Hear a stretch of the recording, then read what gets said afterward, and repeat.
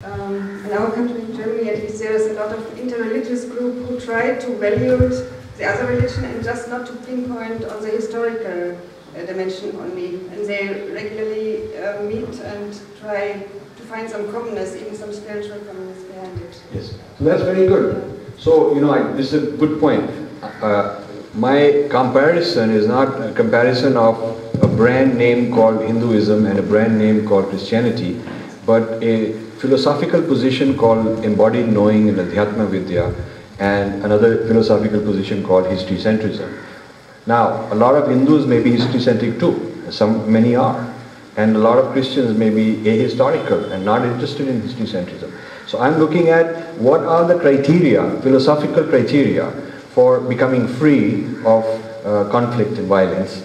And if a person from any tradition, any background, says that I want to find that in my own tradition, I want to reinterpret my own tradition, it's not for an outsider like me to impose it. But if an insider, like you are mentioning, if a Christian wants to reimagine Jesus and completely reject what the church has been teaching, that's wonderful. So I think when there are those kind of conferences, I'd love to participate and see how real they are, how committed they are, and what is their chance of success. Because such things have been tried and failed. Like the Romantic movement in the 1700s was a movement towards India. All these people, Voltaire, all these sort of guys. In fact, my interest in the U-turn started in Aurobindo, because I was giving a talk. And my talk was on how Indian traditions are not taught in the West. And that was an article that is still in the Aurobindo journal or something somebody wrote. I gave a talk. And one Frenchman in the audience triggered my interest because he asked a question I didn't know the answer to. He said, there was a time when people like Voltaire really appreciated Indian culture. There was a romance for Indian culture. So what happened to that? Why did it go away? What made it go away? Why isn't it there today? That made me think. That's what brought out more research to see. There was an era called the Romantic era, which meant romance for the East. Why did it go away? How come it did not sustain? Because the history centrism and Western centrism and Eurocentrism took that, digested that movement, brought it back into Western control with people like Hegel.